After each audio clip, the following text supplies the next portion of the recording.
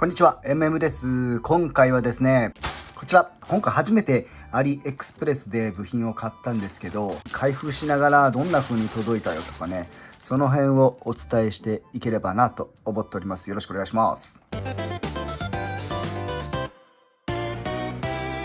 そもそもね、アリエクスプレスってなんだよっていう方がいらっしゃると思うんですが、アリエクスプレスっていうのは中国のね、なんか通販サイトっていうのかな。アマゾンとか楽天、みたいなもんなのかな。中国のなんか大手のね。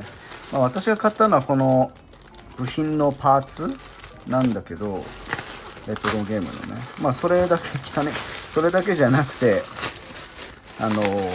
当然いろんなものも売ってて、普通にね、洋服とかさ、雑貨なんかも売ってるわけですよ。で、今回は、部品ね、レトロゲームのパーツをいろいろ買ってみましたと。こんな感じだね。さあ、行くぞ。よし、じゃあまずこれからいくか。こんな感じ。PSP のボタンって書いてるわ。PSP のボタンが、これね、PSP のボタンが入ってる。こんな感じ。はい。が一つと、これはちょっとデカめやね。これなんだっけ？なんだこれ。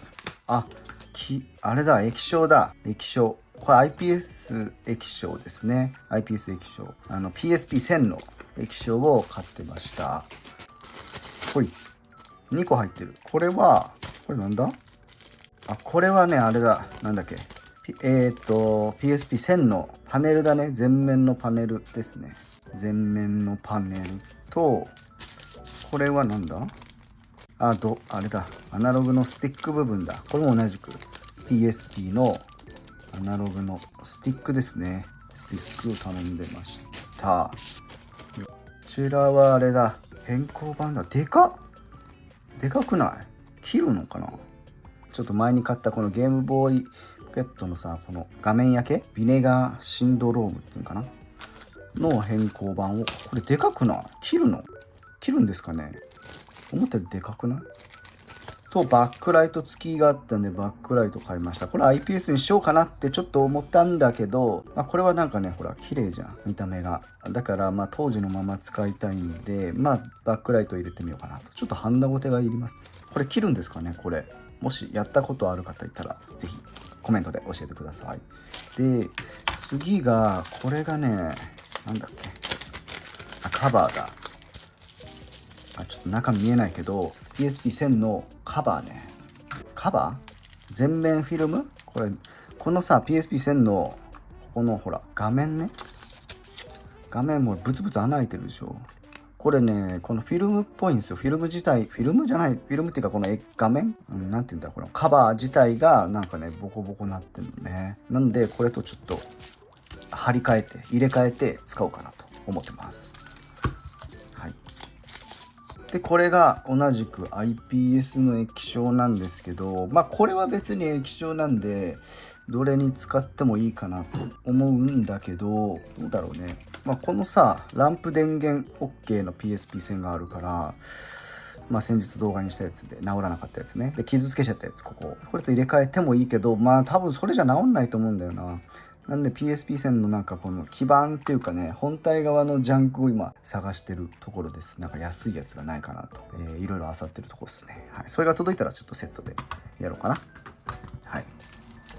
ほんで、これがね、なんだっけ？これが PSP3000 のボタン、丸三角四角×のボタンと、アナログの、ちょっと基板だから出さないけど、アナログのスティックの部分ですね。これはね、ちょっと動画で多分出してねえんじゃないかなと思うんですけど、このね PSP3000 持ってるんですよ。これもね、これほら見て、ウィニングイレブンの限定カラーっていうのかな、限定バージョン。はい、これも買ったんですけど、これがアナログスティックほらないのよ。ないからここにつけるのと、あとボタンがね、効くんだけどさ、×ボタンだけなんか落ち込んでるわけ。これ押せねえの。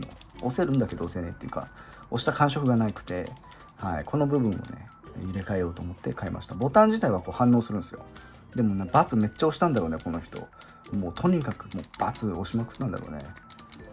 わかんないけど。なんで買いました。で入れ替えようと。それだけで多分治ると思います。電源は入ったんでね。であとキュルキュル音がしたんで、その辺はグリスで、できるところまでやろうかなと。なんかそんな感じです。はい、ということで、今見てきたんですけど、発注日がね、7月4日と7月7日でした。それぞれね、別日に発注してたんだけど、まとめて今回送ってきて、で、今、ごめんなさい。今、7月14日なので、じゃ1週間、10日から1週間、1週間から10日ぐらいで到着しましたっていう感じですね。で今回初めてね発注してみたんですけど、まず日本国内にはこういうパーツをね扱ってるところがなくて、なくはないんだけど Amazon とかあとはヤフオクヤフーフリマとかで取り扱ってる場所はあるんですけど、若干高いんですよね。そう、感覚的には倍はいかないけど1.5倍ぐらいの、値段でしたね。なんでこのね中国から買った分に、自分たちの手数料を乗せて販売してるのかなという感じでした。一個一個のパーツは2、3千円で、パーツとこれとかねほんと数百円200円とか300円とかだから、で送料無料とかでも選べるんですよ。なので物によってね送料無料にできないのとかもあるんですけど、そこは自分で選べるというかができるようになってます。同じ部品でもいろんなショップで売ってたりして若干ね値段が違ったりするんで、なるべく安いとこを見つけるのがいいのかなと思ったんですけど、一応口コミがねなんかあんまりにひどいようなお店は多分思ってるよりその品質が良くないと思うんで、こういう電気部品ね特にねこう分かんないけど、見た目がねどう買ってみないと分かんないところはあるけど、当たり外れがもしかしたらあるのかもしれないですね。部品の品質的には。で配送関係もさ海外のものだったんでちょっと心配ではあったんですけど、一応ね発送状況っていうのはね適宜お知らせしてくれるんですよ、メールで。そこが意外だったなって感じなんですけど、例えば倉庫の方を出ましたとかで今港にありますとかね、で港から引き受け業者に渡しましたみたいな、で日本に届きました、で届いて待機中です、で、そこから業者がね、今回佐川さんでしたけどが、引き取っていきましたみたいで、配送がいついつ予定ですって適宜にメールでお知らせが来るんですよ。だからそれはねすごく良かったですね。なんで海外から送るで中国とかから物をね送ってもらったことってないので初めてで大丈夫かなと思ってたんですけど、そこは意外と大丈夫でした。で送料無料とかで安いね配送も選べる場合があるんですけど、その場合は追跡がないとかね、なので荷物がどこにあるか分かんないとかいう風になっちゃうので、最低限追跡機能はあった方がいいのかなと。で今回1週間とか10日ぐらいかかりましたけど、なんかお急ぎ便みたいなのもね選べるようにはなってたんですよ。ただ高いから配送料で2000円とか3000円とかかかっちゃうので、せっかく安いパーツ買うからね、それはあんまり意味がないなと思いましたかね。であと、今回買った部品はそうだね安いパーツなんですけど、本体をねジャンクとかで仕入れてそこから部品抜くっていうのが、一番やりやすいから、自分で使うならなおさらね。で改造とか例えばこういうなんかねバックライトつけるとか IPS 画面にするっていうパーツ自体は買わないとないから、基本的には。ジャンクから取り外すことはできないので、そういう部品をこういうところでねアリエクスプレスとかで仕入れて、自分で交換して、使うっていうのがいいのかなって感じでしたね。とはいえさ、また話変わるけど、このジャンクも高いのよ。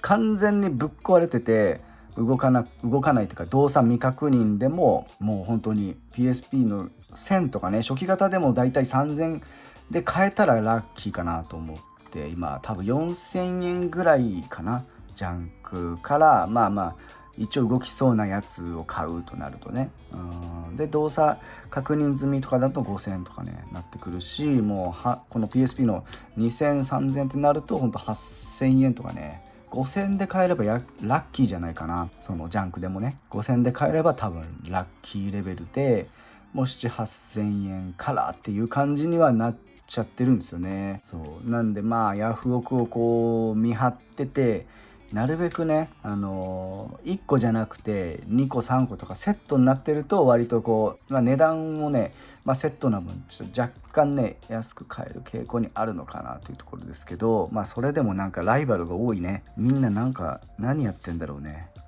転売をしてるのか、修理して海外に売るっていうのもねあるし、自分で使う人も今は多いのかなというところで、需要は上がってるなっていうのを感じましたね。はい、話はそれましたが、で今回はちょっとこうやってねアリエクスプレスで買った部品と、こんな感じでしたよという感じの紹介でございました。なのでそんなにね、部品の品質は分からんよ、今からつけるけん分からんけど、おかし変な風に届くとかね、おかしなことはとりあえずなかったので、またこれからちょっとつけてみておかしかったらまた投稿してみようかなと思うんですが、今ね買ってみようかなと思ってる方はぜひね参考にしていただければと思います。ということでちょっと短い動画でしたが今回は以上です。ありがとうございました。MM でした。はい、ということでアフタートークのお時間でございます。こっちの方のね時間がもしかしたら長いかもしれないですね。ということで最近買ったものなんかを紹介しようかなと思います。突然じゃーん、てるるるってるん、これマリオのねスーパーキノコとこれワンアップキノコですね。これなんだと思います？ほらわかる？陶器でできてるんだけどこれなんだと思います？実はこう裏にねなんかいいね穴が開いてんのよ。こうやってキャップ入れれるようになってんの。こうやって何の話やって話だけど、ほらこれ何を入れるんでしょうね。何を入れると思います？はい、ちょっと分かった方コメントで書いてみてくださいね。ということで正解はじゃん、はい、穴があるということで塩コショウ入れなんですよ。これてってるー、はい、どっちが塩担当でどっちがコショウ担当か分かんないけど、なんかねスパイスを入れるらしい。これにスパイス入れる人いる？これにキノコにねいる？なかなかいない。こうやって振るのかね。こうやって塩をこうやって振って、こっちで胡椒振って、なかなかシュールよこれ。不思議だわこれね。博多にさ任天堂ショップができてるあるんですよ、博多駅に。そこで奥さんがね買ってきてくれました、お土産にね。あそこさ行ったことあります？もう私言いながら行ったことないんだが、すごいのよ。こういうさものが売ってるわけ、大量に。あとゼルダのねお店とかもあるんだけど、もうお金がねいくらあっても足りないぐらいの本当にね世界線になってる。マジでやばい。ちょっと今ね家をねいろいろこう、改造してレトロゲーム部屋にしようかなと思ってるんですけど、こいつらも飾ってなんかね、あと他に任天堂ショップとかで買ってさ、なんか盛り上げていきたいなと思ってる。もう一個ある。もう一個、はい、同じく任天堂ショップで買ったなんだこれ、コップかカップマリオのスーパーマリオカートのコップね。これ箱に入ったまままだ出しておりません。これも一緒に買ってきてくれた。マグセットって書いてあるね。マリオカートワールドのマグセットらしいです。いやいいよね。ちょっと出せないのよ、良すぎて。なんでこれもちょっと後々ね飾ろうかななんて思っておりますが、はい、いかがでしょうか。ちょっと私がね好きなゲームがね、マリオも好きなんだけど、やっぱねそうだね、ポケモンと、ゼルダ、ドラクエ、この辺になってくるんよね。なんでこの辺のグッズをねがっつり集めつつ、なんかいい感じに飾って、レトロゲームもちょっと集めていきたいななんていうふうに思っております。はい、皆さんの好きなゲームなんか教えてくれたら嬉しいです。ということで、何の意味もないアフタートークでございました。またちょっと画面が揺れてすいません。はい、ということでまた次回の動画でお会いしましょう。MM でした。バイバーイ。